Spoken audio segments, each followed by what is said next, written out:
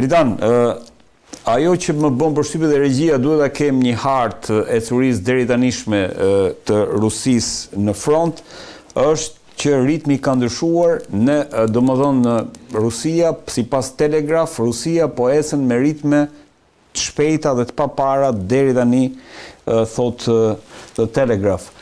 Ajo që dua, kam edhe një hartë tjetër, por gjithsesi dhe kjo është okay. Dritan, ndërkohë ka polemika për sa i përket Pokrovskit, rusët pretendojnë se e kanë marrë, Ukraina si thonë që jemi ende aty, si qëndron e vërteta dhe çfarë po ndodh në vijën e frontit aktualisht, të paktën prej të premtes që kemi qenë bashkë.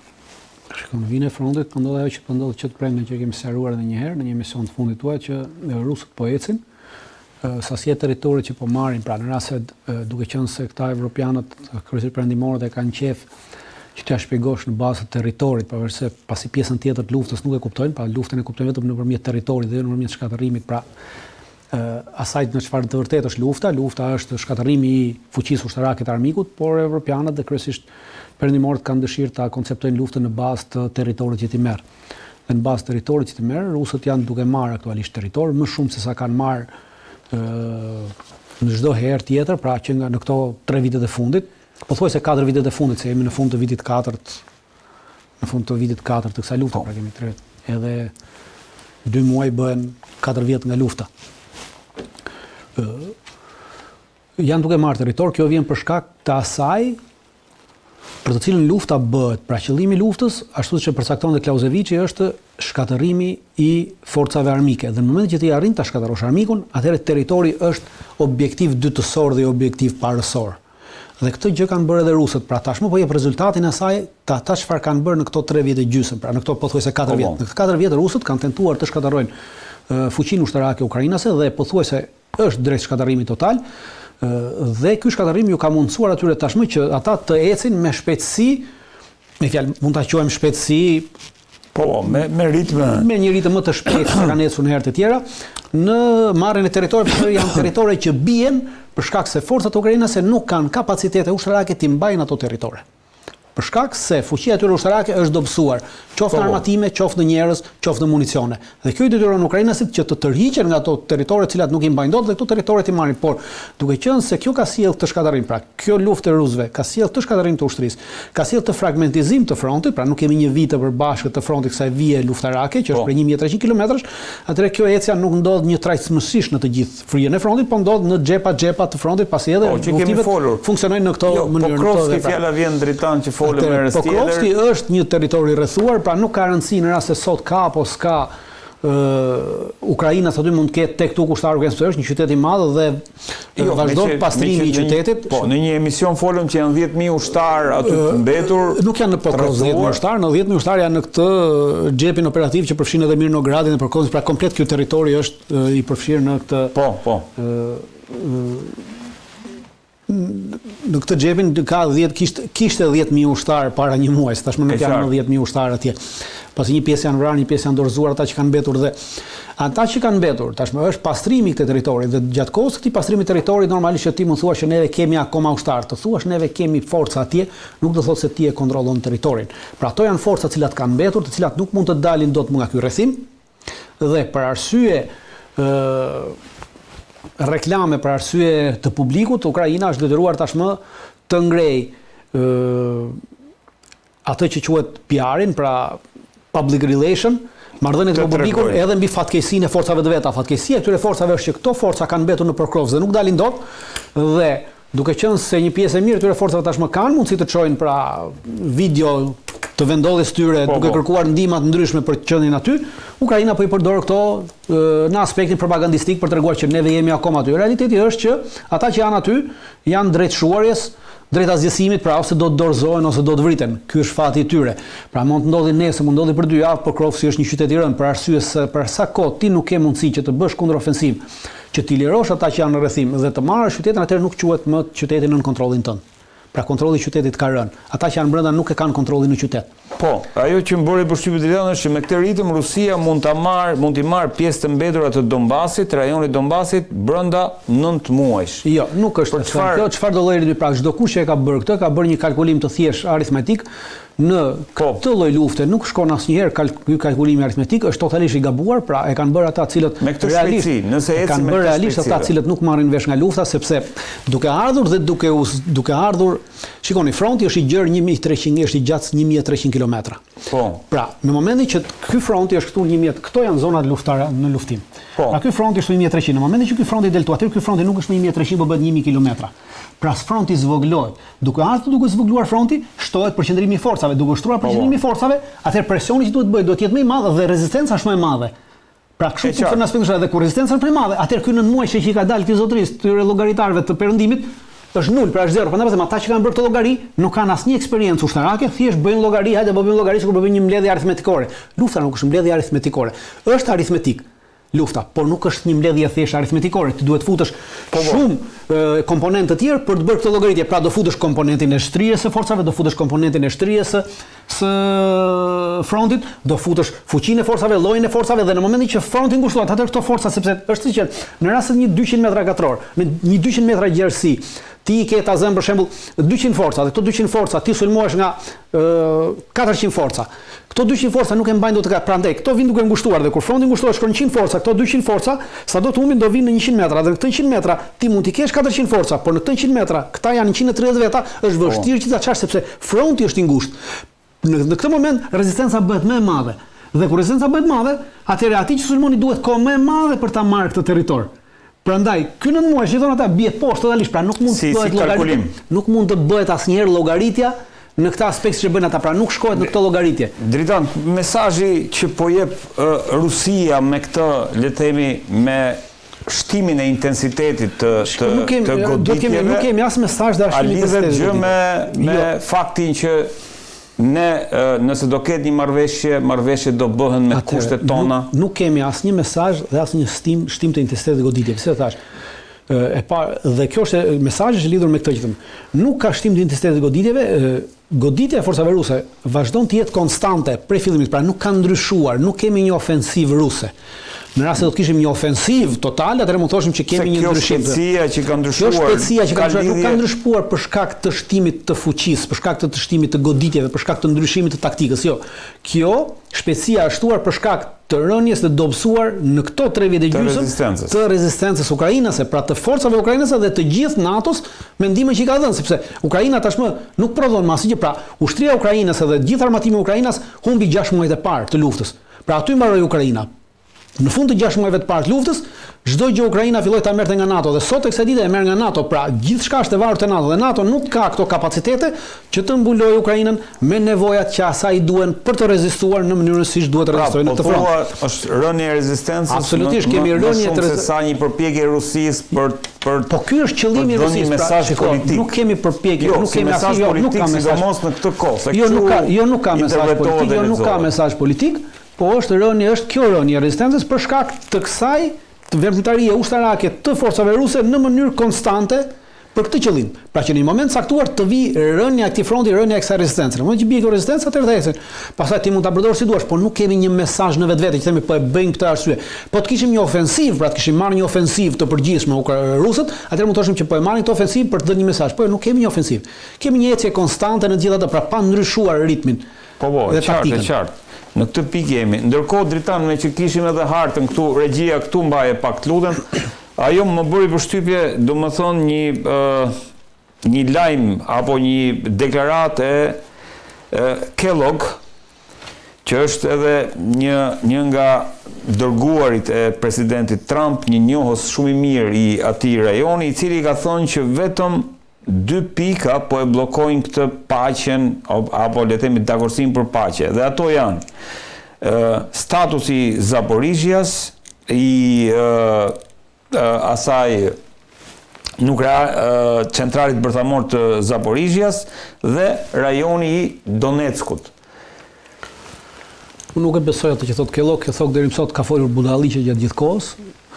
Është nga ata i cili nuk e di se çfarë flet, nuk e ka idenë se çfarë po ndodh në realitet. Aktualisht mendoj që këto thotë ai nuk qëndrojnë për arsyeën e thjeshtë sepse këto janë rajone të cilat me kushtetut janë bërë pjesë e Federatës Ruse dhe kësaj dhe duke qenë se me kushtetut janë bërë pjesë e Federatës Ruse, nuk është kompetencë e presidentit të Rusisë të negociojë mbi këto rajone. Pra në rast se themi vetëm Donbasin, atëherë lëm jashtë Khersonin dhe Zaporizhen. Po. Nuk mbetet jashtë tash Kherson dhe Zaporizhja. Dhe e dyta, ajo centrali bërthamor i Zaporizhës ndodhet nën duart e rusëve, pra në zonën që kontrollohet nga rusët. Aktualisht sot. Prej fillimit. Centrali. Po. Prej fillimit ka qenë në duart e rusëve, pra. Vazhdon të jetë. Dhe ndodhet në territorin e kontrolluar nga rusët dhe kjo sipas saj bie që rusët të lëshojnë territor. Ndërkohë që kemi disa deklarata të Putinit, rrjedh që nuk bëhet llaf për të lëshuar territor. Po, kemi Zelenskin që thotë as Ukraina nuk do lëshojë territor. Nuk po ja kërkon njerëz Ukrainës të lëshojë territor. Pra këtu është gjithë problemi. Janë amerikanët ata që po kërkojnë Ukrainës të lëshojë territor, ndërkohë që rusët thonë që ose e lëshon ose e marrin dhe siç folim pak më parë janë duke e marrë. Dhe nuk kanë nevojë që të bëjnë këto marrëveshje të cilat janë në dëm të tyre. Plus janë marrëveshje thashë që nuk i përkasin Putinit si president. Përsa kohë këto territore janë shkruar në kushtetutë, pra janë pjesë e kushtetutës. De jure dhe de facto janë pjesë e kushtetutës të Federatës Ruse, nuk i përket presidentit të Republikës që të vendosin mbi fatin e këtyre. Pra këto vendosen me votë. As që vjen diskutim, pikërisht pra as që vjen diskutim, është komplet një bisedë. Territore që shohim këtu, këto territore as që vjen diskutim që mund të jepen do të merren, pra edhe Donbasi, edhe Zaporizhja, edhe Khersoni janë territore që do të merren. Rusët nuk do ta ndalin ndërmjetërinë e tyre luftarake derisa këto territore ti marrin për arsye se tashmë për rusët kjo quhet një luftë çlirimtare, nuk është më luftë për në fillim derisa ishin futur në pjesën atë, ishin një operacion ushtarak, ishin një operacion i thjesht ushtarak në ndihmë të dy republikave që ata kishin njohur, pra Republikën e Donbas dhe Republikën e Luganskut. Në momentin që me anë të votës u bën 4 republika dhe të 4 këto rajone u pranuan nga Federata Ruse, pra nga Duma Ruse, nga Parlamenti Rus, si pjesë e Federatës Ruse dhe hyn në Kushtetutën Ruse. Për këtij momenti është detyrë e Presidentit të Republikës si komandant i forcave të armatosura që t'i çlirojë këto, pra në këtë moment ky operacion ushtarak rus, që në fillim ishte një operacion pushtues, për këtij momenti për ta është kthyer në një operacion çlirues. Pra këta po luftojnë për çliruar territorin e tyre dhe nuk bëhet llaf për ti diskutosh që ti ta rimarrësh të territor, pra ose mund ta rimarrësh me forcë, por me bisedime nuk bëhet llaf sepse nuk ka të drejtë asnjëri ta lëshojë këtë me bisedime. Ashtu siç nuk ka të drejtë Zelenski ta japë me bisedime sepse është territor Ukrainas në kushtetutën e Ukrainës, pra duhet ta japi me votë ose me vendim parlamenti. Njëjtë gjë funksionon edhe për Rusin. Pra nuk mund të lëshojë territor që e ka futur tashmë as presidenti vetëm me vendim parlamenti ose me votë. Prandaj kësaj gjëje i mbetet terreni, pra forca në terren janë ato të cilat tashmë po ecën dhe këto diskutime thotë Kellogu për mua nuk janë fare, nuk ekzistojnë fare, janë thjesht prralla që Kellog po i shet për hesapet ndryshme. Jo, ndërkohë Dritan kemi një situatë ku ashtu siç ishim herën e fundit që biseduam, ka domethënë prapë le të themi ekspert ushtarak të cilët shprehen që mundësia e një goditje të Rusisë ndaj Europës është krejtësisht e mundur dhe do ta fillojnë nga Estonia të paktën me lexova. Pra vazhdon kjo retorika e një mundësie për një përplasje midis Rusisë edhe Europës. Si e vlerëson këtë Dritan? Shiko, këto deklarata duhet marrë i bazën e atij që i thotë të deklarata dhe kush është personi që i thotë të deklarata. Pra, para duhet analizuar nga goja ku i dalin këto deklarata. Dhe pastaj duhet analizuar deklarata. Unë nuk e di nga goja kujt ka dalë kjo deklaratë, por ama po të analizosh deklaratën të godasësh nuk është e pamundshme. Pra të godasësh ekziston mundësia e Rusisë që të godasi ashtu siç ekziston edhe mundësia e Evropës të godasi, forcat të godasi Rusin. Sepse edhe Evropa ka kufi me Rusin. Aktualisht pra, pjesa veriore e Evropës është në kufi me Rusin. Finlanda, Estonia, Letonia, gjitha këto janë kufi me Rusin. Po. Pra edhe ato mund godasin në territorin rus, edhe Rusia mund godasi te. Pra mundësia e goditjes nga dyja palët ekziston. Të godasësh nuk do të thotë që të bëjmë luftë. Pra janë dy gjëra të ndryshme. Ti ndajmë. Dakor, po. Ndaj thamë e marrim në bazën e deklaratë. Deklarata thotë që ekziston mundësia që ta godasi. Po, ekziston mundësia që ta godasi, por duhet të analizuar, kjo goditje do të jetë në valën e një provokimi, do të jetë në valën e një kundërgoditje, apo çfarë do të jetë? Ato pra këtu mbetet për të parë. Unë nuk mendoj që Rusia do të godasi Evropën për shkak se ka qef Rusia të godasi Evropën. Nuk e hyn punë Rusisë Evropa fare. Evropa është një vend i mbaruar. Ka mbaruar Evropa. Me ndihmën e amerikanëve, Evropa përfundoi. Pra amerikanët u kujdesën në mënyrë perfekte dhe perverse prej vitit 2014 që Evropën ta degeneronin ekonomikisht dhe kulturalisht dhe ja kanë arritur qëllimit për këtë punë. Totalisht. Ja, do diskutojmë atë, se e kam për ta diskutuar, po. Në rast se do të ketë vende evropiane që do të provokojnë Rusinë, qoftë në Kaliningrad, qoftë në një vend tjetër, pra duke goditur, atëherë Rusia mund të kundërpërgjigjet në goditje, por që të kemi goditje në aspektin që neve aq se po godasim se duam, unë nuk mendoj që do të keni goditje të tilla, është jashtë çdo lloj opsioni ky goditje. Pra, prandaj e them dhe e theksoj, mundësia e goditjes nga të dyja palët ekziston, mundësia e luftës për të dyja palët nuk ekziston. Sepse në atë kohë do të kishim një luftë midis NATO-s dhe Rusisë, dhe do të ishim në një luftë të tretë botërore. Prandaj mundësia e luftës nuk ekziston. Mundësia e goditjes ekziston. Goditje mund të kemi në çdo rast. NATO, Shtetet Bashkuara të Amerikës po japin sinjale dritan që mundet që të mos le të themi në një përplasje eventuale midis Europës dhe Rusisë mundet që të jenë të mos jenë pjesë atij që quhet neni 5 i NATO. Unë nuk mendoj që është kjo. Në asnjë moment NATO, Shtetet Bashkuara të Amerikës nuk e kanë thënë këtë. Shtetet Bashkuara të Amerikës kanë lënë të mendojnë, jo. Frika e europianëve është kjo. Frika e europianëve tashmë evropianët pasi janë djegur nga qulli i Frynën dhe Kosit, se nuk dinë çfarë të bëjnë më tjetër. Dhe jetojnë aktualisht në frikë konstante. Kur jeton frikë konstante, atëherë ke frikë edhe nga hija jote. Por nuk mendoj që kjo do të ndodhi, pra ajo çfarë është lënë të kuptohet nga Shtetet Bashkuara të Amerikës, lënë të përcaktohet qartësisht që në rast se Evropa do të hynte një aventurë me Rusinë, pra vetë në këtë që folën për para, pra në rast të një provokimi, amerikanët nuk do ishin pas kësaj. Pra nëse Europa në rast se Evropa do të nisë një provokim, pra do të nisë një goditje e para ose do të çonte diçka pra, në aspektin se që Evropa nëse mund të çojë trupa në Ukrainë, dhe këto trupa të përleshen me rusët, dhe rusët i vrasin këto trupa dhe Evropa të kërkojë ndihmën Amerikës, amerikanët kanë bërë qartë që ne në këtë gjë nuk hym. Pra është përcaktuar qartësisht, por e kanë bërë të qartë dhe shumë të qartë, edhe në mbledhjet e fundit të NATO-s që në rast se cënohet kufiri i NATO-s, ne hym. Pra kufiri i NATO-s është kufiri evropian. Pra në rast se forcat ruse hyn këtej, atëherë ne hym në këtë luftë, pra është bërë qartë. Pra hyn edhe Shtetet Bashkuara në luftë. Absolutisht, në rast se ashtu. Po kjo gjë prandaj them, kjo gjë nuk ndodh as nga rusët as nga. Prandaj them lufta është e pamundur, goditjet janë të mundura. Lufta është e pamundur. Goditje sporadike tek këtu mund të kesh për shkak të një provokimi, për shkak të një gjëje. Aleanca dritan do të reagojë e gjitha në një, sepse Rusia po thon po tenton të provokojë, le të themi, apo të provojë, a do të jetë aleanca e bashkuar në rast të një provokimi të tillë. Me këtë deklaratë që bën Perëndimi, po do të mbuloj atë që ka bërë deri tashmë. Pra po do të thotë sikur kjo aleanca nuk qëndron mbas luftës në Ukrainë. Atëherë mbas luftës në Ukrainë qëndron totalisht aleanca e NATO-s. Qëndron totalisht NATO.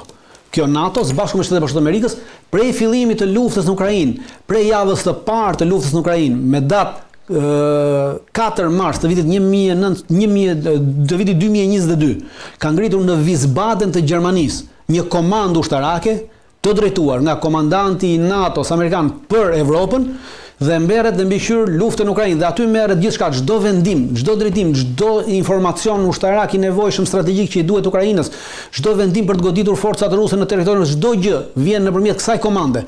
Dhe këtu funksionon në mënyrë unitare. Pra NATO ka prej 2022 deri më sot që funksionon në mënyrë unitare në luftë kundër Rusisë në Ukrainë, duke përdorur Ukrainën si një proksi në këtë luftë.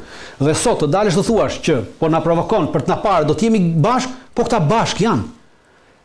Pra këta po e bëjnë këtë për të mashtruar ty, a mua, dhe këtë do të jetë. Një gjë që shikon NATO nuk po përzihet. Jo, NATO është e përzier kokë këmbë është e futur në këtë luftë.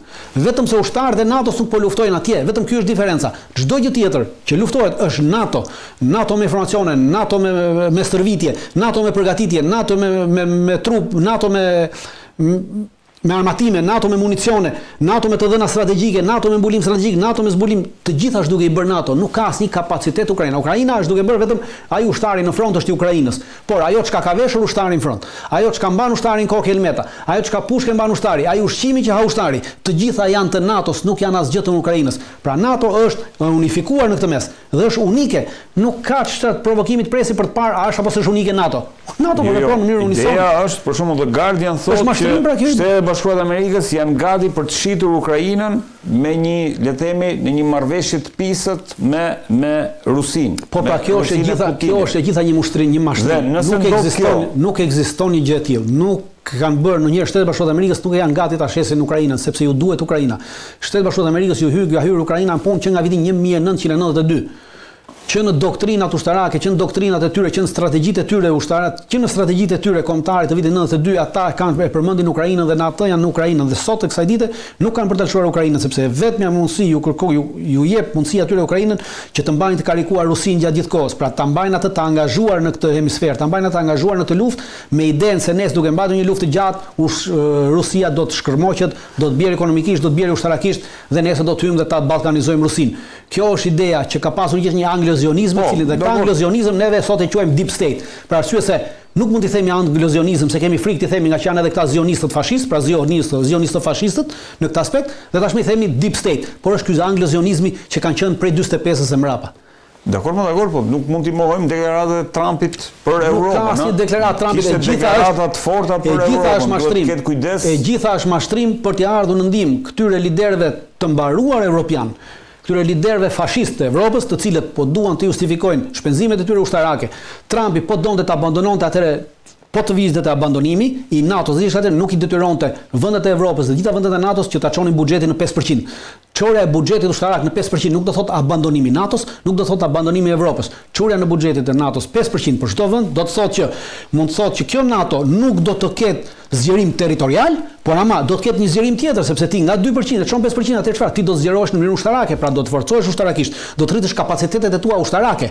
Dhe kur ti rrit kapacitetet e tua ushtarake, atëherë automatikisht ti bëhesh i fuqishëm dhe ti mund mos e kesh nevojën për prezencën amerikane këtu, e cila do të jepte kosto më të mëdha ekonomisë amerikane, por ama duke qenë se aleat, atëherë ti mund të dalësh këtu ta bësh mbrojtjen vet në këtë aspekt, derisa të vinë të kesh kapacitetet e tua për të rritur. Dhe kjo është ajo në cilën quhet share burden, që quajnë ata amerikanët, pra të ndajmë këtë ngarkesën. Dhe për ta ndarë këtë ngarkesën, ti duhet të justifikosh këtë 3% tepër, dhe këtë 3% tepër europianët nuk e justifikojnë dot në asnjë lloj mënyre. Dhe mënyra për të justifikuar këtë 3%, atëherë ju vjen në ndihmë Donald Trumpi dhe Shtetet Bashkuara të Amerikës, të cilët vazhdojnë të punojnë për atë deep state-in, duke thënë që juve do ta bëni vetë se neve si jemi këtu. Dhe të gjitha mediat perëndimore vazhdojnë të mësojnë fyllit të kësaj mashtrimi që gjëja që Amerika po e abandonon Ukrainën, dhe duke abandonuar Ukrainën do të thotë që ka të abandonuar edhe Evropën, dhe neve duhet të dalim zot vetes, dhe për të dalë zot vetes na duhet të shpenzojmë ushtarakisht. Por kur të gjejmë këto para, atëherë këto para duhet t'ia marrim këtij populli, t'i heqim nga shëndetësia, nga çështjet sociale, nga arsimi dhe t'i çojmë te industria. Industri të cilën ushtarake nuk e posedojnë vetë. Është një industri ushtarake e cilën sërish do ta blejnë të Shtetet Bashkuara të Amerikës. Dhe për këtë e ka përcaktuar qartësisht edhe në strategjinë e re kombëtare që ka bërë Trumpi.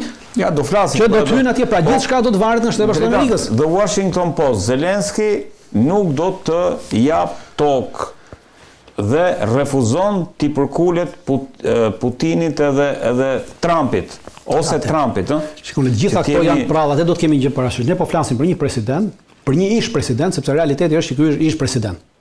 Jo, puna është, dakor, flasim dhe për atë, po flasim për Trumpin dhe Putinin në një...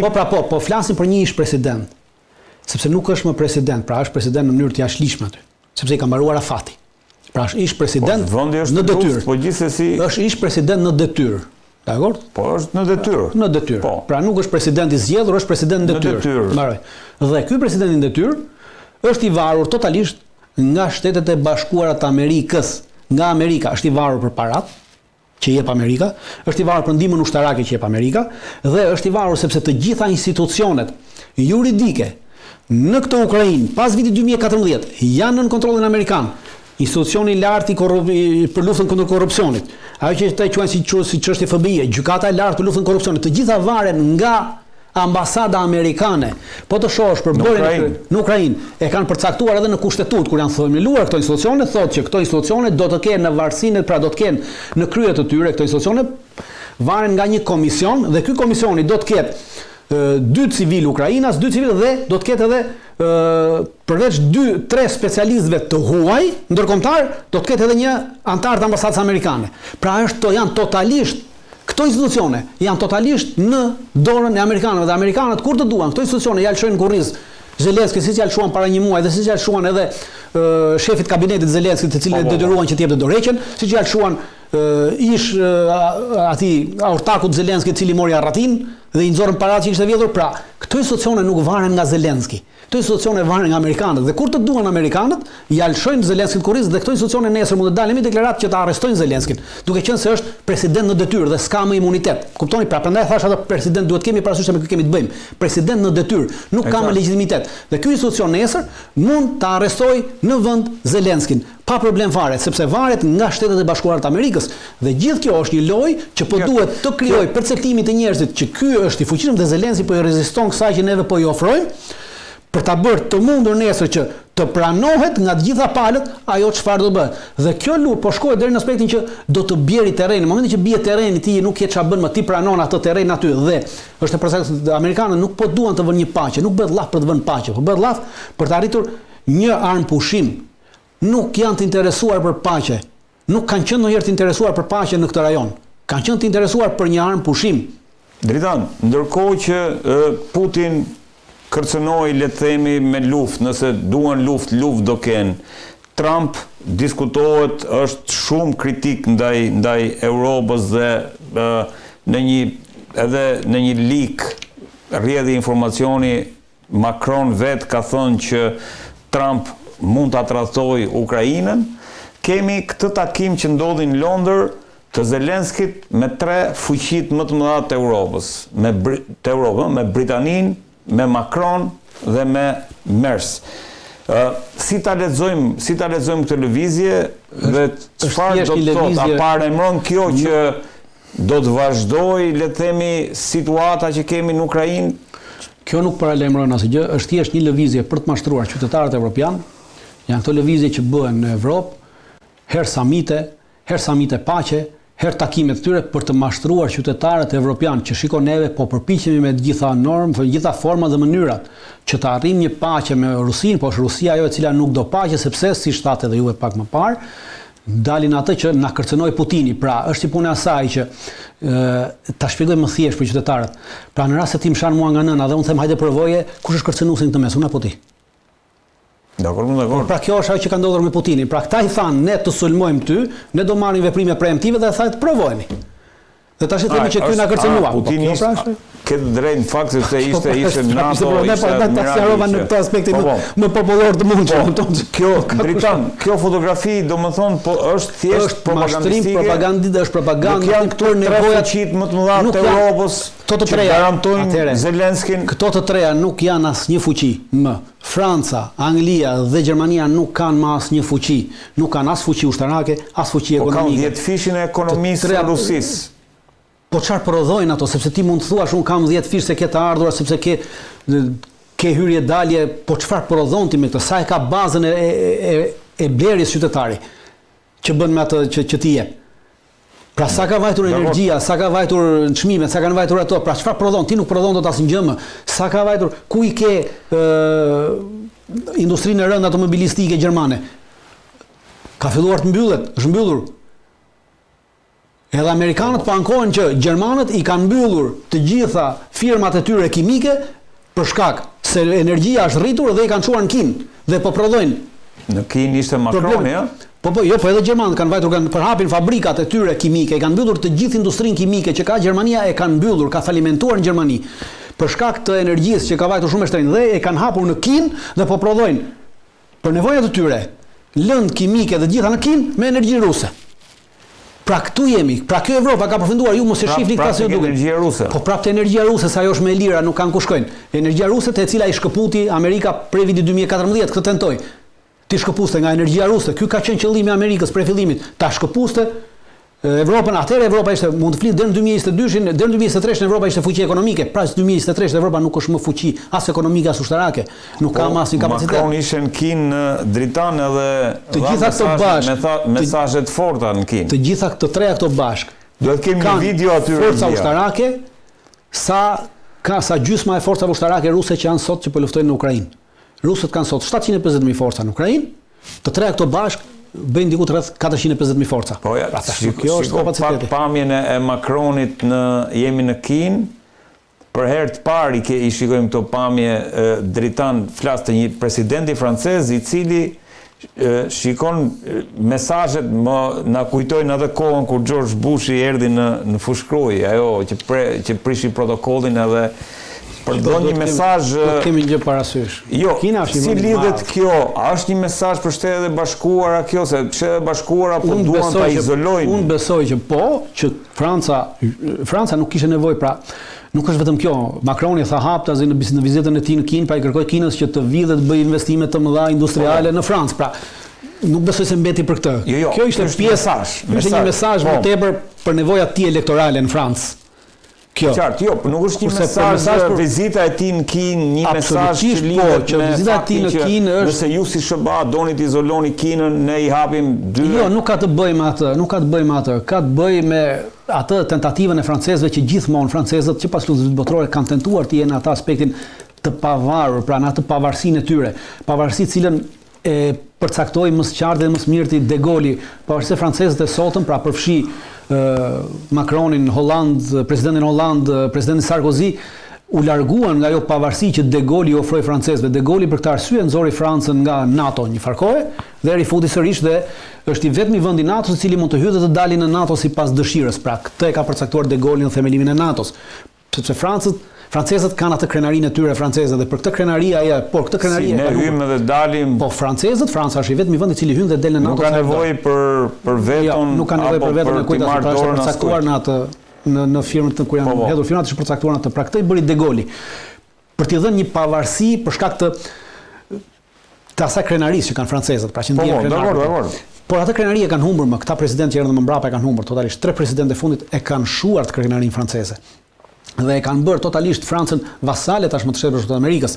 Dhe nganjëherë tek këtu ndodhin këto që bën Macroni pra që dëshiron të tregojë shikoni jemi pavarur. Nuk kanë më mundësi të jenë të pavarur nga Shteti Bashkuar të Amerikës. Janë të pavarur janë vetëm energjinë, sepse prodhojnë energji nga centrale bërthamore. Por problemi i këtyre energjive nga centrale bërthamore është duke ardhur drejt fundit. Pse? Sepse uraniumin që Franca e përdorte për centralet bërthamore e merrte në Sahel, në vendet e Sahelit. Pra e merrte në Burkina Faso dhe në Niger. Sot nuk e merr më, sepse sot Nigeri dhe Burkina Faso kanë ndërprer marrëdhëniet me Francën. E kanë për zënë ushtrinë franceze, e kanë për zënë ambasadat franceze dhe janë lidhur direkt me Kinën dhe me Rusinë. Janë forcat ruse aktualisht në Niger dhe në Sahel dhe në Burkina Faso dhe atë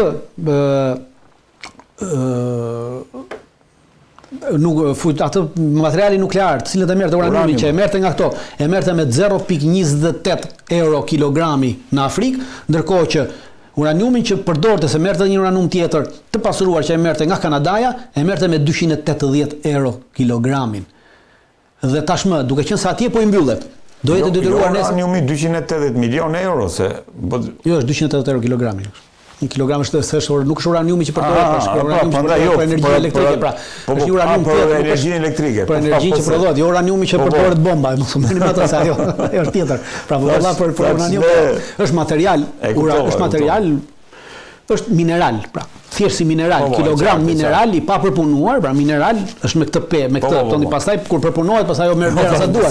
Po po them në aspektin e mineralit, pra. Këtë mineralin e merrte në Afrikë. Vjen duke u mbyllur tashmë, pra rezervat e saj ka llogaritur që ka edhe 1 vit e gjysmë rezerva nga ato që ka marrë. Në momentin që mbyllen këto rezerva dhe nuk arrin një marrëveshje me vendet e Sahelit, do mbetet detyruar që këtë uraniumin ose ta blejë nga Shtetet e Bashkuara të Amerikës, ose ta blejë nga Rusia, ose ta blejë nga Kanadaja. Kanadaja ka 280 euro kilogramin e këtij uraniumi, pra këtij minerali. Shtetet e Bashkuara të Amerikës e kanë pak më lirë, Rusia e ka shumë më lirë. Pra duhet zgjedhjen se ku do ta marrë këtë mineralin. Dhe për këtë arsye ju ka humbur tashmë krenaria dhe janë bërë dhe po shkojnë drejt vasalitetit sepse këto zgjidhje bën të gabuara. Jo, unë këtu nuk flas vetëm për Francën, lideri politik i Bashkimit Evropian janë francezët. Jo, nuk mendoj që janë francezët, janë gjermanët. Jo, nuk mendoj, unë mendoj që aktualisht politik dhe nuk ka lidhje me BE-n kjo. Aktualisht edhe politik edhe ekonomik është Gjermania traktori i Evropës, nuk është më Franca. Franca ka rënë edhe politikisht, po mundohet me disa veprime, por nuk është më.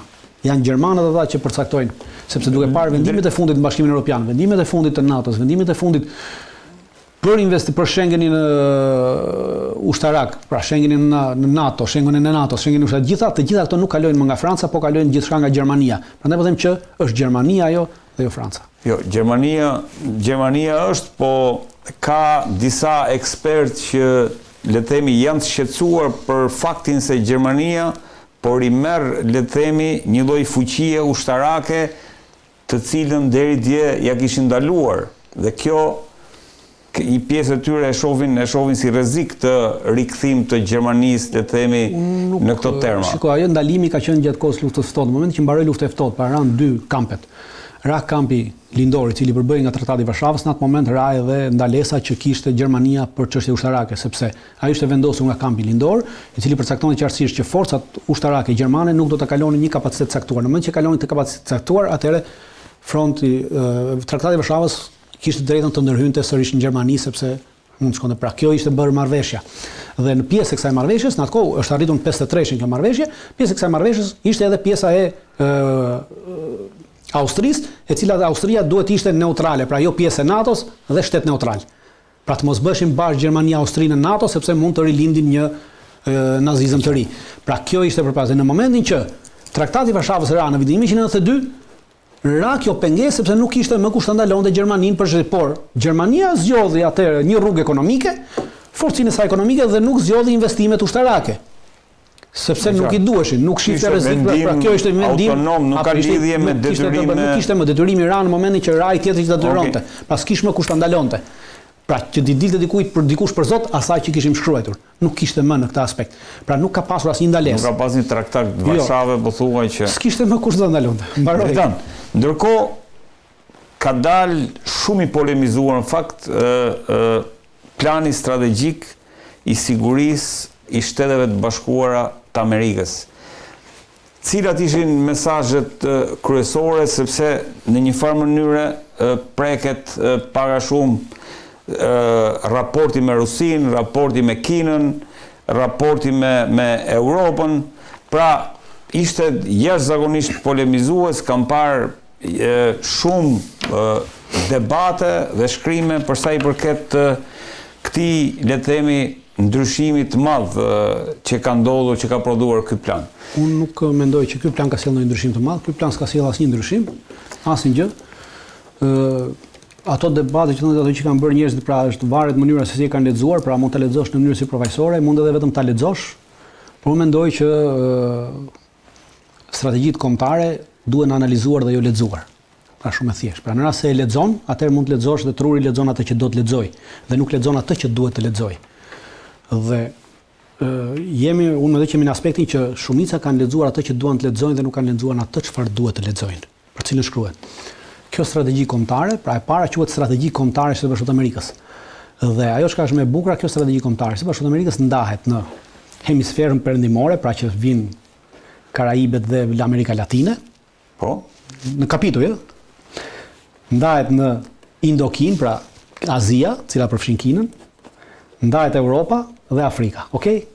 Pra kur ti thua një strategjia ime kombëtare, atëherë çdo kush mund të hapi sot hartën dhe të shohë ku ndodhet Shteti Bashkuar të Amerikës.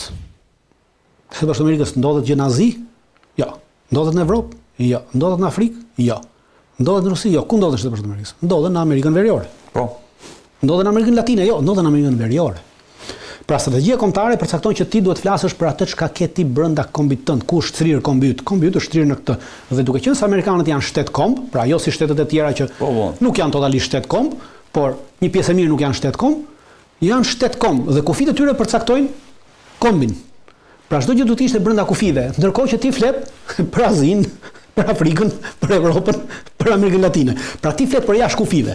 Domethënë në momentin që ti e quan strategji kombëtare dhe flet për çdo gjë që flet, ka të bëjë vetëm me shtrirjen e Shtetit Bashkuar të Amerikës jashtë kufive të vet. Domethënë që ti po përcakton qartësisht hegemoninë tënde. Dhe të përcaktosh hegemoninë tënde domethënë që ti nuk je shkëputur në asnjë moment nga doktrinat hegemoniste të Shtetit Bashkuar të Amerikës prej vitit 92 e këtej. Dhe doktrina më hegemoniste e Shtetit Bashkuar të Amerikës që ka ndjekur çdo president është doktrina Wolfowitz. Quhet doktrina Wolfowitz sepse në vitin 1992 Paul Wolfowitz në atë kohë ishte zëvendës sekretar i shtetit. Dick Cheney nduhet. Po, zëvendës sekretar i shtetit për politikat e mbrojtjes. Dhe ai bën një material dhe e quan materiali i tij në atë kohë që prodhoi Paul Wolfowitz, quhet studimi për politikat e mbrojtjes së Shtetit Bashkuar të Amerikës. Dhe pa ai studim u përcaktua qartësisht dhe u quajtur doktrina Wolfowitz. Dhe është një doktrinë cilën e kanë ndjekur të gjithë presidentët amerikanë që kanë ardhur pas 92-shit e mbrapa. George Bushi, Bill Clintoni, Bushi tjetër, Obama, Bideni, Trumpi dhe Biden. Dhe Trumpi ka ndjekur në 2016 dhe po e ndjek edhe sot. Po ndjek edhe sot. Po edhe kjo doktrinë është pjesë e saj. Ne ta shohim shumë e thjeshtë, që të kuptoni që jemi te një taj hegemoni. Po. Pra, thot në pikën e parë thot hyrja dhe thot pyetja thot what is American strategy? Pra, cila është strategjia amerikane? Po. Këtë që shkruan Trumpi. Dhe thot, pas fundit luftës së parë, American Foreign Policy Elites, pra elitat e politikës jashtme amerikane, ishin bindur me veten sepse qëndrimi dhe dominimi permanent i Shtetit Bashkuar të Amerikës në gjithë botën ishte në interesin më të mirë të vendit, dhe thot dhe ata e bën politikën amerikane dhe duke e bërë atë nëpërmjet dhe e shtyn politikën amerikane dhe e shtrin atë nëpërmjet institucioneve ndërkombëtare, të cilat disa prej tyre drejtoheshin nga vende anti-amerikane, duke krijuar një transnacionalizëm të gjithë. Thot Trumpi në këtë aspekt. Çfarë thot doktrina Wolfowitz në 92-shin? Thot while the United States cannot become the world's policeman, pra përsa kohë Shtetet Bashkuara të Amerikës nuk mund të bëhen polici i botës. Pra është në kundërshtim me kësaj që thot Trumpi. Pra Trumpi këtu po gënjen. Po përdor. Pra ajo doktrina thonë, pra këta janë të qartë në 92-shin që Amerika nuk mund të jetë polici i botës. Ne thot and assume responsibility for solving international security problem, dhe të marrë përgjegjësinë për të zgjidhur probleme ndërkombëtare. Pra atë që po merr Trumpi, thot kam zgjidhur 8 lufta, 9 lufta, ku diun, 19 luftra, sa luftra ka zgjidhur. Po. Pra këta ishin të vetëdijshëm më të që thonë që kanë përdorur që ne nuk e bëjmë dot. Ndërkohë Trumpi po e bën këtë, pra po bën të kundërtën e asaj. Jo, po thot, nuk futemi në misione globale, fjala vjen për demokraci. Ne nuk futemi. Edhe këtë thot edhe ai. Edhe ajo pikë të thot. Dhe thot neither can we occur critical interest to depend solely on international mechanisms that can be blocked by countries whose interests may be very different from our own.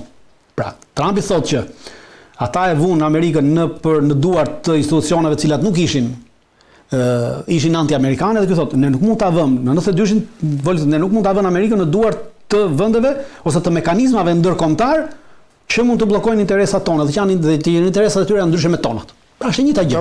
Vetëm e thën në mënyrë tjetër. Pra kemi të njëjtën gjë të thënë në mënyrë tjetër. Pra vazhdojmë të qëndrojmë asaj.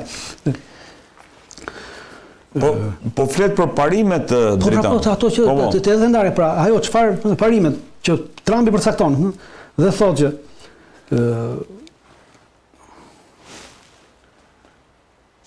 po, pastaj Trumpi flet në pikë dhe thotë që neve në këto 9 muajt e fundit kemi ecur përpara, kemi ngritur Amerikën, kemi bërë Amerikën ashtu, kemi bërë Amerikën ashtu.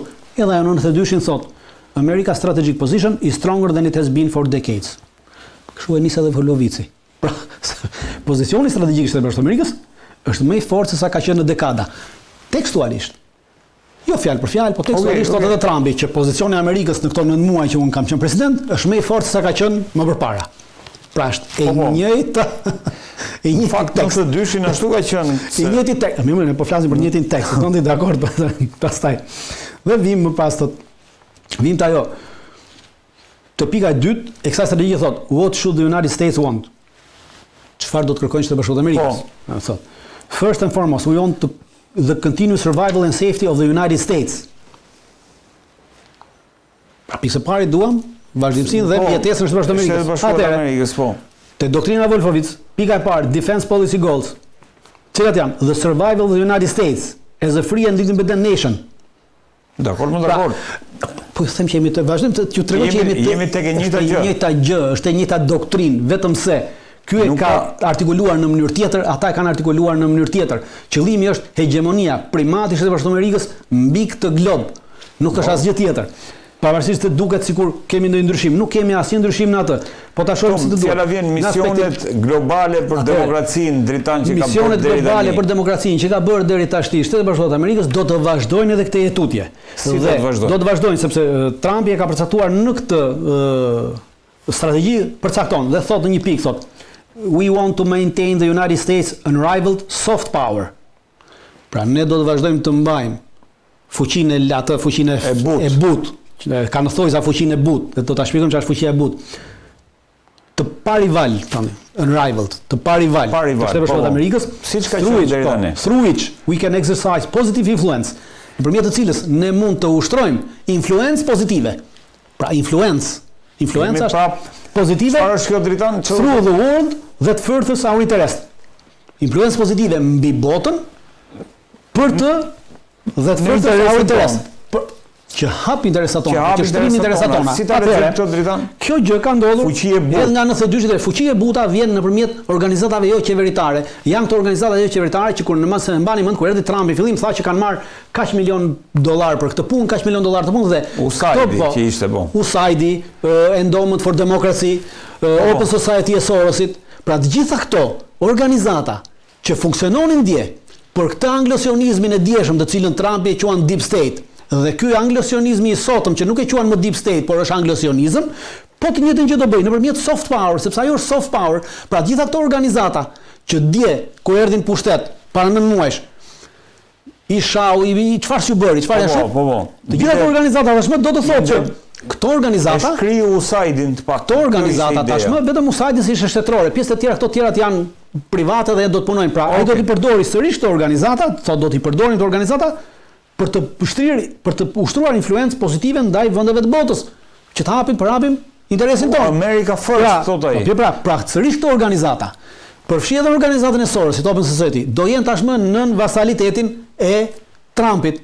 Pra, do me thënë që përpara Sorosit të tjerë, normalisht do të marrin urdhra nga administrata Trump tash për të shtrirë këtë influencë amerikane, këtë soft power, që do të thotë që e keni parë që është trimëruar Rama, për këtë arsye është trimëruar Rama, sepse e ka parë që sërish Sorosi është marrë vesh me Trumpin për të vazhduar atë politikë që bënte deri dje për Bidenin, atë politikë që bënte deri dje për këtë doktrinë e Volfovicë, është e njëjta gjë.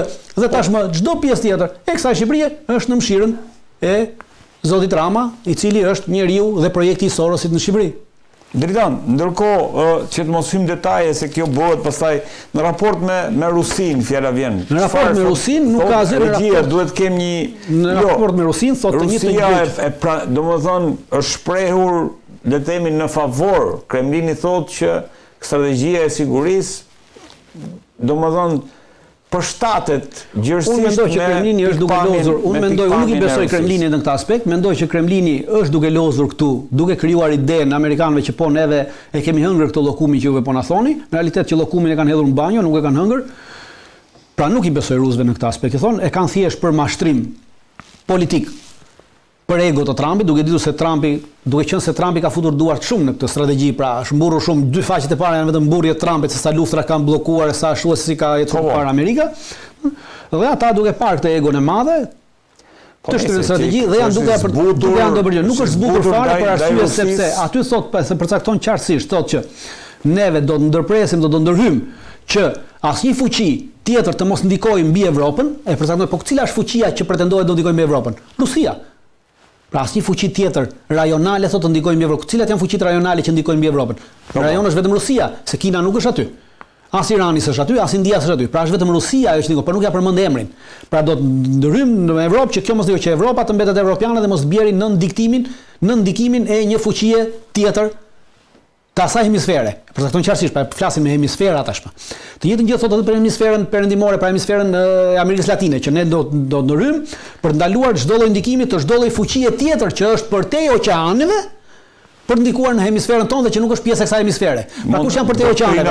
Kina, pikërisht, pra vazhdon doktrina Monroe, 92-shin doktrina Monroe 2025, nuk ka asnjë ndryshim, por është thjesht rregulluar në mënyrë që dhe kurse për Evropën thotë që do ndryhim që të arrijmë një armpushim substancional, nëse keni thot anglisht atë. Po, substancial, po. A substantial ceasefire between Europe and Russia.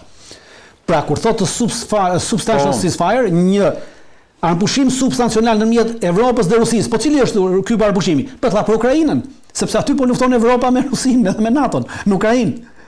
Pra të arrihet një armpushim, jo të arrihet paqe. Pra është e njëjta gjë, e njëjta doktrinë, e një vazhdimsi e saj, nuk ndryshon asgjë. Ajo çfarë thash më ndryshon? Ndryshon që ka përcaktuar qartësisht që neve do ndihmojmë që këto vende, dhe thot Evropa të ringrihet me energjinë amerikane, e ka përcaktuar qartësisht të ringrihet me energjinë amerikane. Pra tashmë energji do të shesë Amerika, jo Rusia. Harroni që të merrni energji nga Rusia. Pra të punë hodhëm ne edhe Nord Stream 2-shin, që mos merrni më energji nga Rusia. Energjia nga SBA. Pra e përcaktuar aty energjia nga SBA, armatimi thot nga SBA-ja, ta marrin në mënyrë që të forcojnë dhe të ndajmë tot atë barrën e veprimeve në mënyrë që Shtetet Bashkuara të Amerikës thotë të mos kenë overextension, sepse ka një drejt. Ka thënë që deri më sot Shtetet Bashkuara të Amerikës kanë pasur overextension. Pra, kanë pasur një shtrirje më të madhe ushtarake, një veprimtari të tyre më të madhe ushtarake, e cila erdhi me kalimin e kohës duke rënë deri diku ka të drejtë. Pse ka drejtë? Në 99 në luftën në Kosovë gjithë barrën ushtarake e mbajtën Shtetet Bashkuara të Amerikës, nuk e mbajti as NATO as Evropa. Pra këtu ka të drejtë në 99. Por kur urxua Kadhafi në 2012-ën, në 2011-ën që urxuan Kadhafin, atëherë Shtetet Bashkuara të Amerikës ishte hera e parë që këtë barrën për interesin amerikan dhe Kadhafi urxua për interesin amerikan ja lan NATO-s dhe Evropës dhe ishte forcat evropiane të NATO-s të cilat urxuan Kadhafin me një ndihmë të vogël amerikane, por në amerikanët duke u angazhuar në atë veprimtari. Edhe pse ishte interes strategjik i amerikanëve. Të njëjtën gjë, interes strategjik i amerikanëve ishte rrëzimi i Asadit. Kush e bëri? E bën aleatët, pra ju dha mbështetjen aleatëve, po vetë nuk ndryri. Pra do shkojmë te ka filluar te kjo, pra kjo që thotë të ndajmë këtë barrën, ka filluar ta ndaj barrën, por që ndahet kjo barra, duhet që këto forca të kenë kapacitete ushtarake, prandaj kërkohet kjo rritja 5% e NATO-s, prandaj kërkohet kjo loja dhe bëhet kjo loja që neve gjoja po ju lëm juve vetëm dhe NATO po del po thotë dhe Evropa po thotë që Amerika po na abandonon. Jo, duhet justifikojnë këto para që nëse të ndajnë këtë barr. Dhe këtë barr nuk ja kërkon ta ndajnë NATO-s dhe vendet evropiane vetëm në territorin e tyre, po ju kërkon ta ndajnë edhe në Indo-Pacifik. Pra të ndajnë edhe në Mekinën këtë barr nesër. Ja ku jemi? Pikërisht. Strategjia e sigurisë kombëtare e Trumpit zbut gjuhën ndaj Kinës. Jo, nuk zbut gjuhën ndaj Kinës, është e gabuar, ka zbutur vetëm gjuhën e çështjes së tarifave. Pse? Sepse tarifat Trumpit i mbetën në dorë dhe s'kishte ku i çonte më. Lozi me tarifat dhe në momentin që tarifat e paqe nuk ecën, bëri një marrëveshje me Kinën dhe ka zbutur vetëm gjuhën e tarifave dhe thotë që do marrim specifikisht me tarifa specifike këtë jetutje, jo më në blok siç e bëri me tarifat të cilat dështuan. Totalisht. Po Tajvani thotë që ne do të investojmë që Kina të mos e prek. Çdo lloj investimi që bën për Tajvanin që mos ta prekë, ai ka përcaktuar qartësisht një gjë që jo vetëm Tajvani, po thot në ishujt janë atje, pra komplekset ata janë ishuj shumica e Indo-Pacifikut. Pra në ata atje Prime Isles, pra Isles.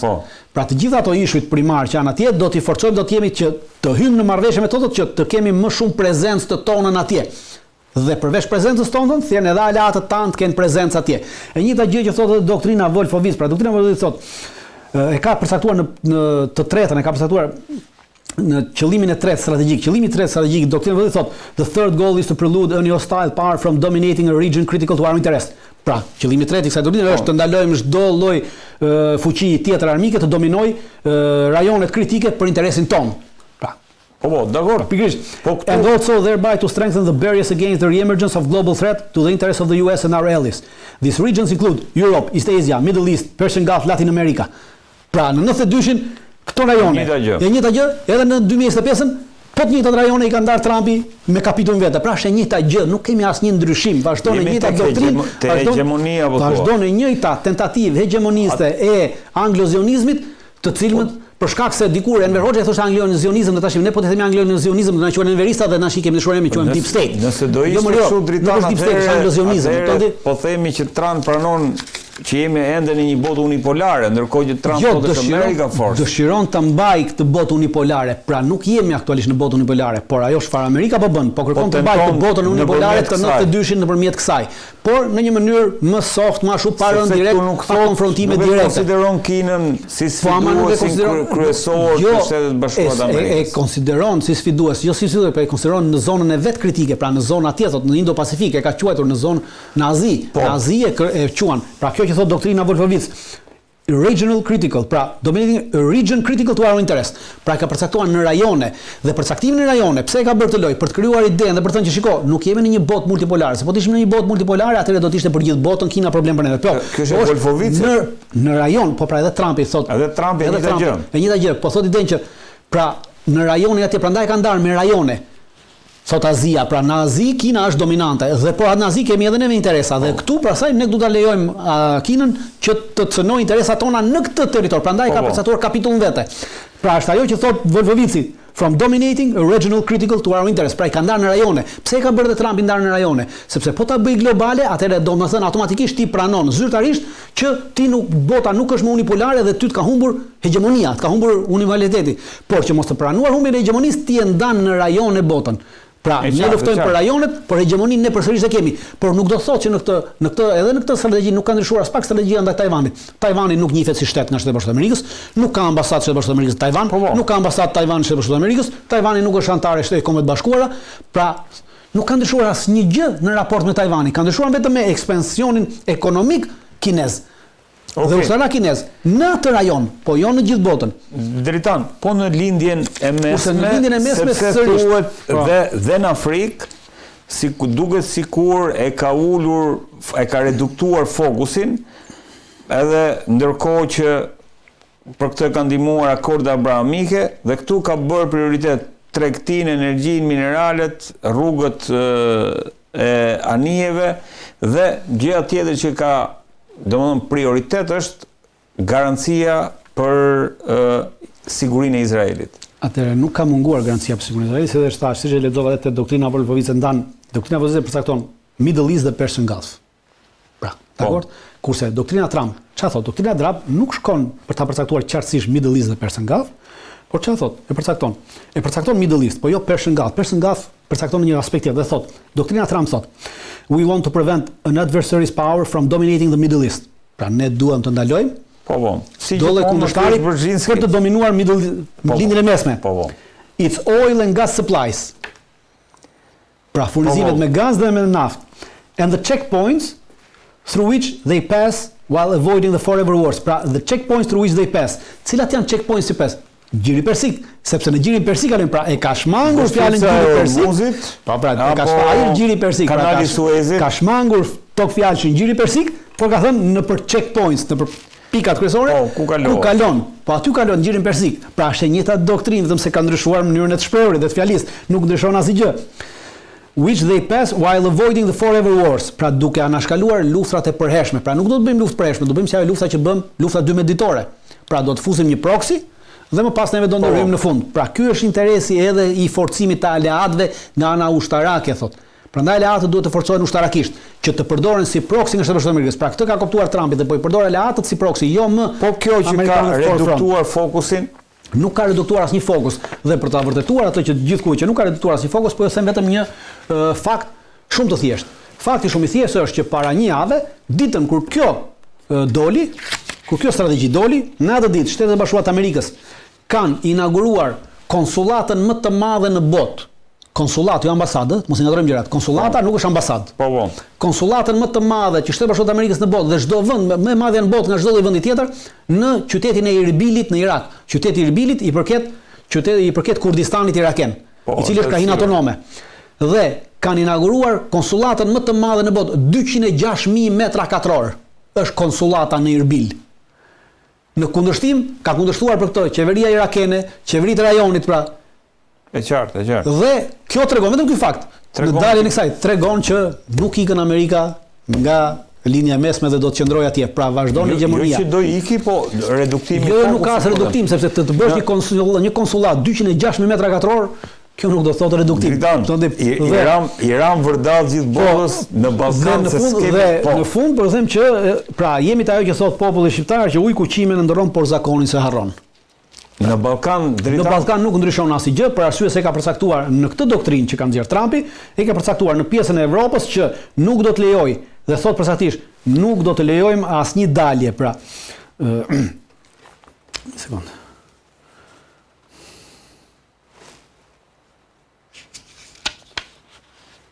Ja, thot, do të vendosim a broad network of alliances, do të vendosim një aleancë të gjerë, një rrjet të gjerë aleancash with treaty allies, me aleancat e traktateve, pra që janë traktati NATO-s, pra aleanci i bie traktati NATO-s, pra with treaty allies, pra me traktati është i NATO-s, and partners dhe partner in the world's most strategically important regions. Ballkani është nga vendet strategjike, por këto vende strategjike do të vendosen, pra, do të ushtroj fuqia amerikane nëpërmjet tyre aleancave me këta partner strategjik dhe me këta partner të traktateve, pra nëpërmjet NATO-s, pra siç e ka vendosur NATO në Kosovë, nëpërmjet NATO-s do të ushtrojë fuqinë e vet atje. Nuk do të jetë primare, siç ka qenë edhe sot deri më sot nuk ka qenë primare. Ne kemi dashur ta bëjmë primare. Por prej njohjes Kosovës, pothuajse nga viti 2012 e mbrapa, nuk ka qenë primare Shtetet Bashkuara të Amerikës. Pra primare Shtetet Bashkuara të Amerikës kanë vënë Evropën. Është Evropa ajo, është vendimi i Shtetet Bashkuara të Amerikës që ka lënë Evropën të udhëheqë bisedimet midis Kosovës dhe Serbisë. Pra ja ka lënë asaj. E njëjta gjë vazhdon. Pra do vazhdojnë ta dhe në momentet caktuara e përcakton në këtë plan thotë, në momentet caktuara do të hyjmë neve në rast se ka kërcënim, thotë. Do ndërhyjmë në rast se ka kërcënim ndaj interesave tona. Pra Kosova është interes i Shtetet Bashkuara të Amerikës. Dhe në rast se ka kërcënim do ndërhyjmë, pra nuk është abandonim. Çdo kush që shef se abandonim e ka gabim. Por do thotë që nuk do jenë më Shtetet Bashkuara të Amerikës në vit të parë. Ne do rrim në vit të dytë. Në vit të parë tash i dilni ju të tjerët, pra po ju lëm juve. Pra mësuesi kanë nxjerrë nxënësit. Dhe tash po shef se çdo bëjnë nxënësit, por amai ka gjatë gjithë kohës në vëmendje. Pra nuk kemi abandonim të Ballkanit dhe s'ka për të pasur abandonim të Ballkanit. Fjala vjen në Shqipëri dhe në Kosovë. Jo, nuk kemi për pasur.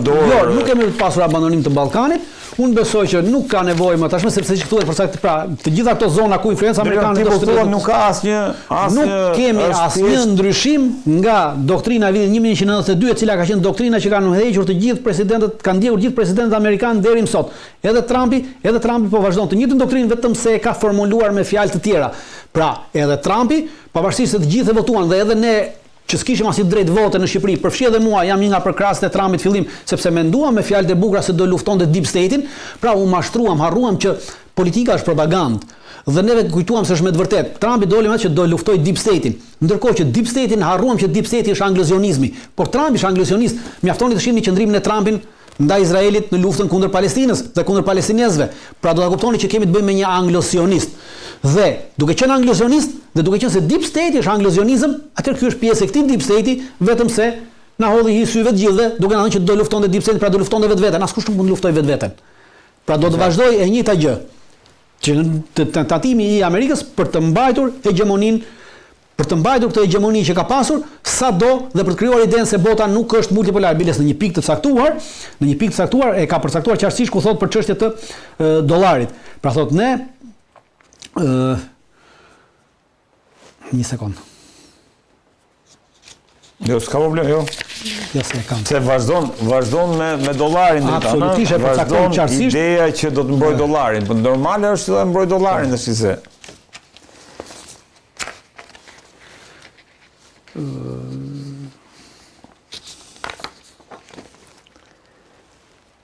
Ja, thot. We will work with allies and partners to maintain global and regional balances of power to prevent the emergence of dominant adversaries. Pra e ka përcaktuar këtë. Kjo është balanca e parë për këtë. Edhe pritmë ku e thosh. Ja se e gjejmë pa merak.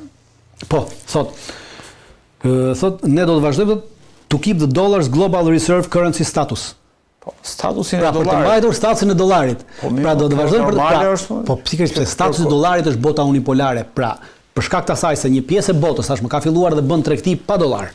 Pra bën tregti në këtë BRICS-in pa dollar. Pra ata blenë me paratë e tyre, me gjërat e tyre. Për këtë arsye ata e vranë edhe Kadafin, sepse Kadafi ishte i pari që doli dhe ofroi gjitha vendeve afrikane që do merrnin naftë, çfarë do lloj gjësh, do blenin në Libi, do t'ju jepte me paratë e vendeve të tyre bazuar mbi floririn. E qartë. Mbi vlerën e floririt në bursë. Pra nisi dedollarizimin e Afrikës. Dhe në këtë moment amerikanët vendosën ta vrasin dhe për ta vrarë lëshuan NATO-n dhe evropianët për ta vrarë Kadafin, pra për interesin e tyre strategjik. Një gjë po bën edhe pra. Edhe tashmë ka përcaktuar në këtë doktrinë që do të mbaj statusin e dollarit si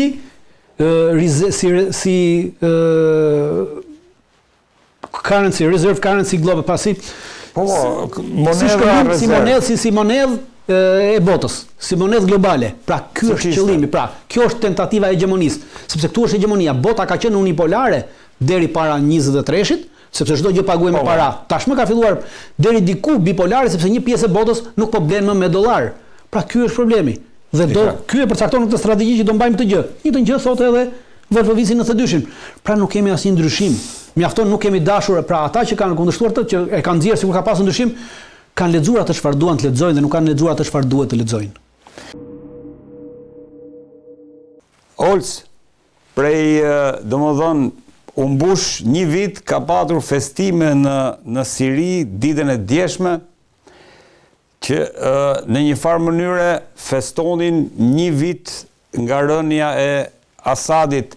Fillimisht si e vlerëson, le të themi, këtë ndryshim që ndodhi në linjën e mesme, çfarë prodhoi dhe çfarë si projektohet të shkojë kjo, le të themi, ky zhvillim, duke qenë se duket sikur kjo siri ka dhe bekimin e Donald Trumpit, i cili shpesh i është gjendur në krah presidentit Ahmed Shara, por gjithashtu edhe dje kishim një deklarat presidentit turk Erdogan, i cili në të njëjtën mënyrë vlerësoi shumë ecurinë e drejtanishme të Sirisë dhe tha që ne do bëjmë gjithçka për të ruajtur atë që konsiderohet Siria unitare.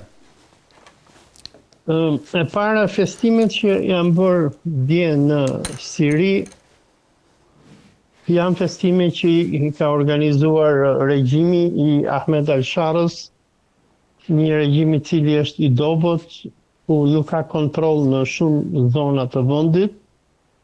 Edhe kuptohet që këto festime apo këto celebrime që janë bërë, festime i thonë shqip, se kam harruar edhe shqipen, janë bërë pak a shumë nga regjimi për të treguar legitimitetin e tij, për t'i treguar kundërshtarëve që ne kemi akoma njerëz që na mbështesin.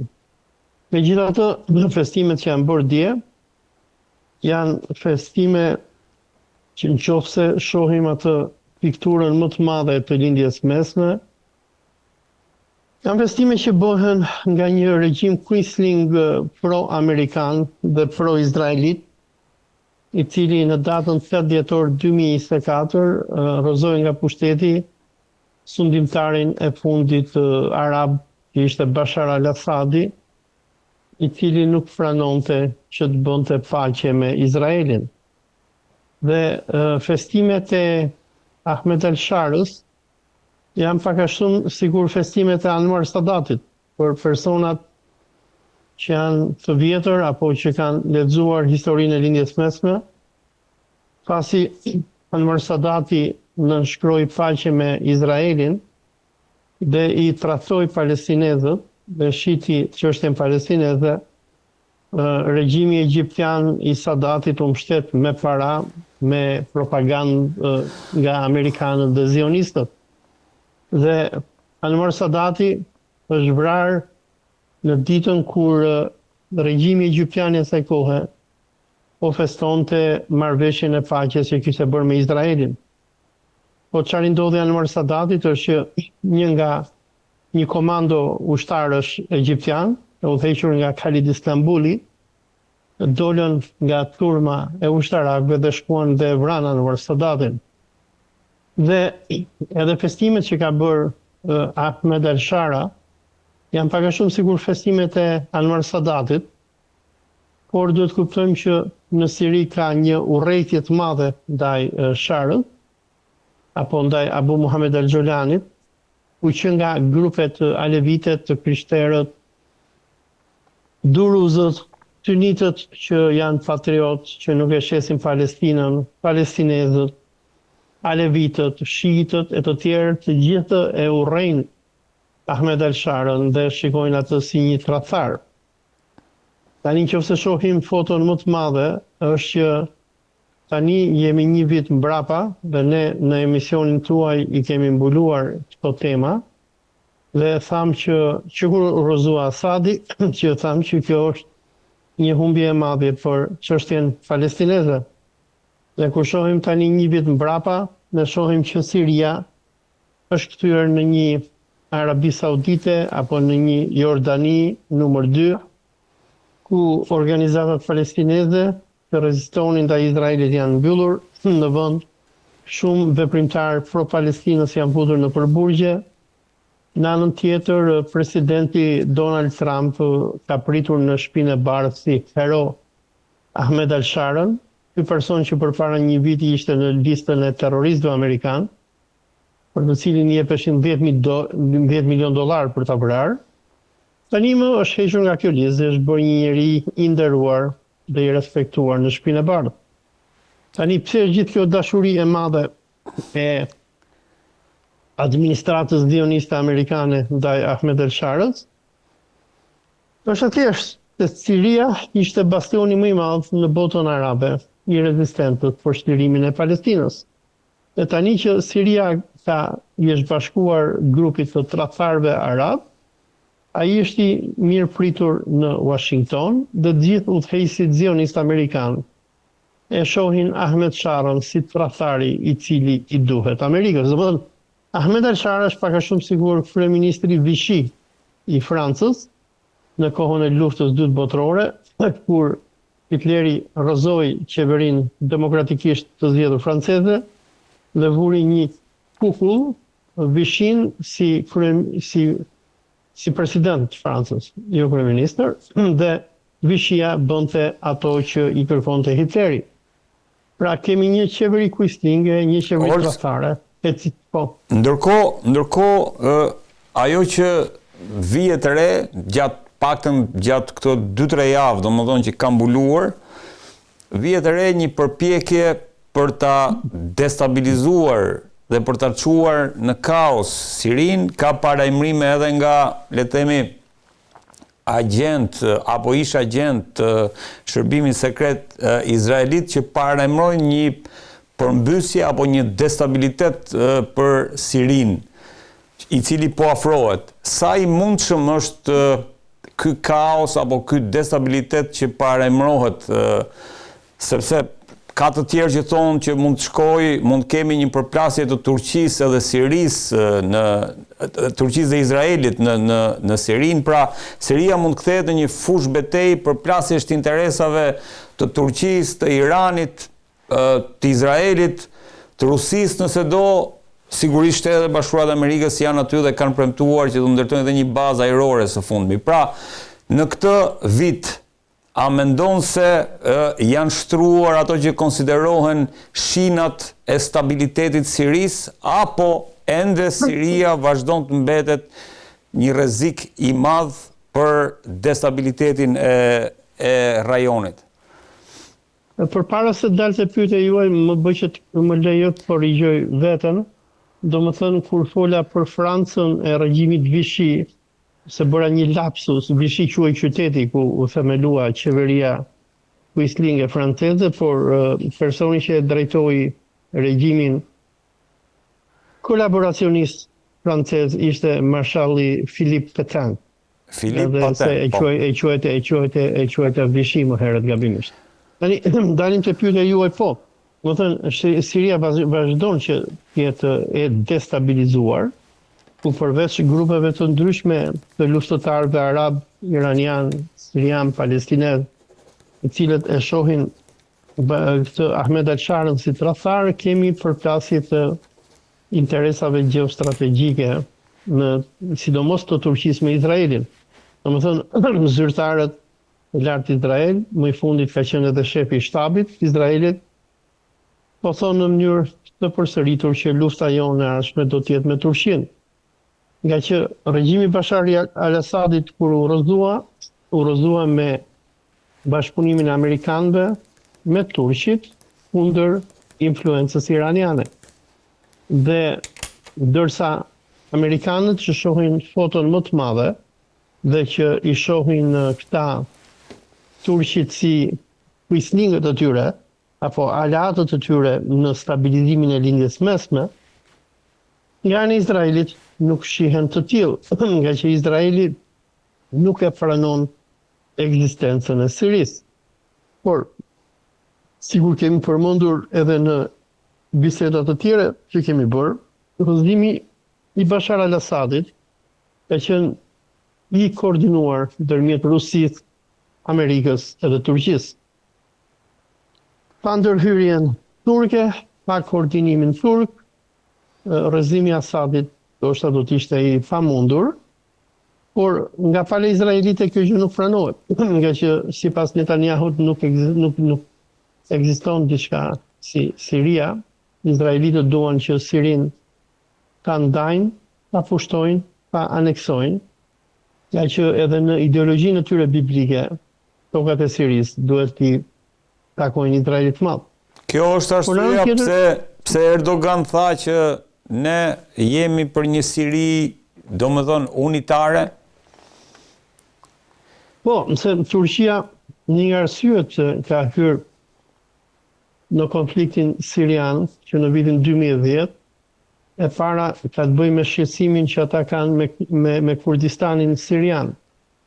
Në Kurdistanin sirian shtrehojt PKK-ja apo Partia Komuniste e Kurdistanit që operon në Turqi dhe që në kohën e Bashar apo edhe Hafez al-Assadit, familja Assadve lejonte militantët kurd që të strehoheshin në Siri.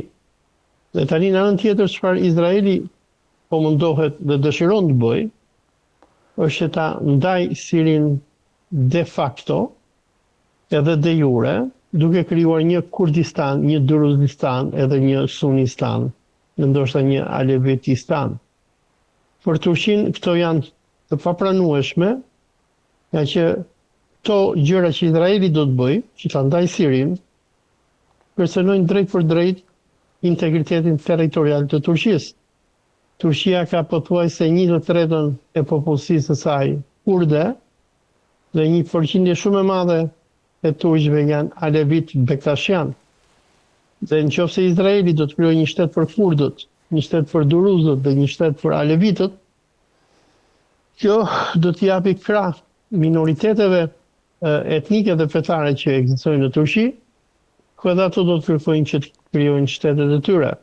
Dhe për këtë arsye, Turqia, dhe siguri e përmendët, presidenti Erdogan këmbgul në qëndrimin e Sirisë unitare. E qartë. Ndërkohë, Olc, për sa i përket asaj që konsiderohet paqe në Gaza, ajo që shohim është që Netanyahu sot është në Mar-a-Lago, ka takuar Donald Trumpin, ka folur për fazën e dytë dhe njëkohësisht për fazën e tretë, ndërkohë po nga mediat izraelite lajmërohet që Hamas kontrollon territorin aktualisht në Gaza, por i përtërihet, por i gjenerohet, por i kthehet sërish në një fuqi, pavarësisht se Hamas pretendon se këtë e bën për shkak se nëse nuk do ishin ata, e gjithë Gaza do kalonte në destabilitet të plot dhe në një konflikt civil të papërmbajtur. Si e vlerëson aktualisht, si ka ecur në Gaza ajo që konsiderohet zbatimi i planit të Donald Trump? Tani varet se me çfarë sysh e shikon konfliktin që po vazhdon akoma në Gaza. Për palën izraelite, lufta nuk ka mbaruar akoma, dhe unë besoj Netanyahu në këto momente që është në Shtetet e Bashkuara dhe bisedon me presidentin Trump, ndoshta Netanyahu është duke këmbgulur që amerikanët ta mbështesin Izraelin në vazhdimin e luftës tyre deri në spastrimin e plot etnik të Gazës, në vazhdimin e gjenocidit dhe në dëbimin e palestinezëve. Por përveç kësaj, sikur ju e përmendët, shqetësimi i mediave izraelite është që Hamasi po e rimer veten e tij, po jo vetëm Hamasi, por edhe Hizbullahi në Libanin fqinj. Dhe për Izraelin që tregon që lufta nuk ka mbaruar. Pra edhe pse ne nuk kemi më bombardime me intensitet të lartë kundër Gazës dhe Libanit, sikur kishte përpara një viti, sërish lufta ka mbaruar dhe nuk është ndërprerë në asnjë moment. Për Netanyahu, për sa kohë që filizat të Hamasit do të ekzistojnë në Gaza, për sa kohë që Hizbullahi do të posedojë sërish raketa dhe dron dhe strukturën ushtarake në Liban, dhe për sa kohë Republika Islamike e Iranit do të jetë aty ku është, dhe do ta ketë pushtetin e konsoliduar sikur e ka Irani, Izraeli e kupton që ekzistenca e tij është gjithmonë në kërcënim. Një fakt interesant që dua ta përmend për miqtan që na ndjekin këtu, është që lufta izraelite nuk ka ndaluar jo vetëm kundër Hamasit dhe Hizbullahit, por edhe kundër Iranit. Prej 8 muajsh në Iran nuk ka rënë asnjë pikë shi në Teheran. Shiu i vetëm që ra ishte përpara një jave. Izraeli me amerikanët po vazhdojnë presionin e tyre kundër Iranit dhe vazhdojnë lufta hibride, psikologjike, sanksionet dhe në veçanti izraelitët me amerikanët janë duke përdorur armën e modifikimit të motit. Këto ndryshe nga armët biologjike, konvencionale, nukleare, është armë që amerikanët dhe izraelitët e përdorin kundër kundërshtarëve të tyre për të shkatruar ekonominë dhe jetesën në vendin armik. Olsi, çfarë ishte kjo se nuk e dëgjojmë shpesh këtë arma e modifikimit të motit? Po, arma e modifikimit të motit është një armët sekrete që kanë amerikanët.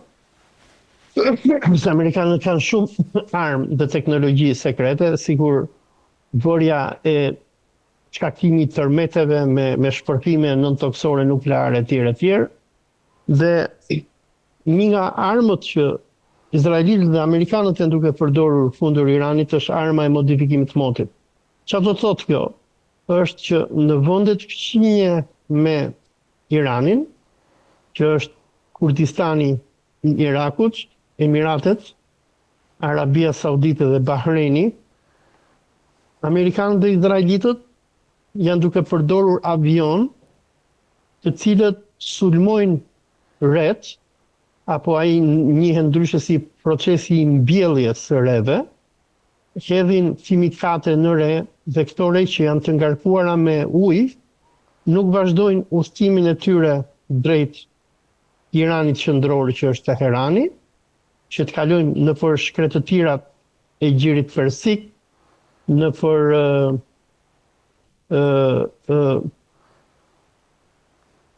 Shiraz dhe qytetet e tjera dhe që të arrijnë në malet Alboroz, se për njerëzit që nuk e din gjeografinë, Teherani është një qytet sikur Tirana, është një qytet i cili ka male, një varg të madh me male që quhen malet Alboroz, dhe në pjesën Sibie, në pjesën jugperëndimore të Teheranit shtrihen shkretëtirat dhe qytete sikur Isfahani, Shirazi e tjerë. Dhe shiu që i vjen Teheranit, i vjen nga re që ngarkohen në Gjirin Persik, me ujrat që avullojnë nga deti, ku këto ujra shkojnë në qiell, ngarkojnë rreth pastaj, kur përplasen me malet e Teheranit, kthehen në shi apo në bor. Ama çfarë janë duke bërë amerikanët që prej 8 muajsh janë duke përdorur këto shtetet kliente të Gjirit Persik, sikur Emiratet Arabe dhe Arabinë Saudite, ku këto shtete dërgojnë aviona në qiell dhe avionat hedhin kripëra në re dhe këto provokojnë shi. Dhe uji që mbledhin rreth bie ose në Arabinë Saudite apo në Emiratet Arabe, ose bie në det, duke mos i mundësuar këto re që të shkojnë drejt Teheranit. Pra kjo është arma e modifikimit të motit, domethënë ti kundërshtarin tënd ja ndalon ujin. Ne njohim për shembull në për shumë luftra si moderne, por edhe të sotme, për shembull në konfliktin Indi-Pakistan që u bë përpara pak muajsh. Po. Një nga kërcënimet që i bëri India Pakistanit ishte që do bllokonte rrjedhën e lumejve që rrjedhin nga territori indian nëpër rajonin e Panjabit, ku këto lumej pastaj shkojnë dhe vërshojnë në Pakistan. India kërcënoi Pakistanin që do bllokonte rrjedhën e lumejve, që mos lejonte ujin e Himalajeve që shkonte në Pakistan. Të njëjtin problem po ka në ditët tona Egjipti me Sudanin, ku Etiopia ka ndërtuar një dam, harrova se si quhet në Shqip. Një dig. Si quhet dam? Dig të madhe, domethënë, në lumin Nil, ku po e mbledh ujin e Nilit për të prodhuar energji. Dhe Egjipti me gjithë Sudanin e kanë kërcënuar Etiopin me luftë. Pra, sigur kemi për shembull manipulimin e rrjedhës së lumejve, në rastin e Indis kundër Pakistanit, apo ndoshta të Etiopit kundër Egjiptit edhe Sudanit.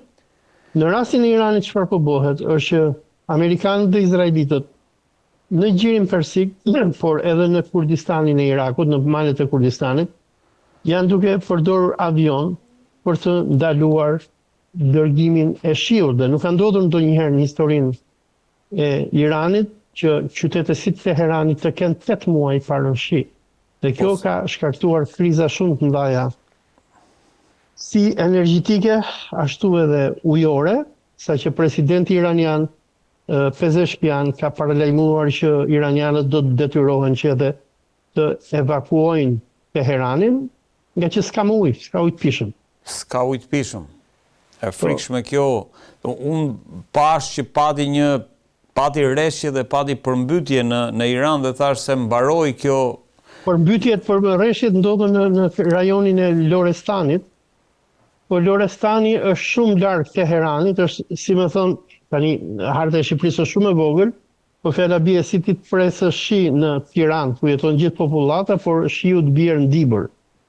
Dhe Lorestani që është me mijëra kilometra larg Teheranit, po ndodhi ra shi dhe ra një shi, domethënë dhe u bë përmbytje, po problemi është që iranianëve ju duhet shiu në qendrën e vendit që është Teherani.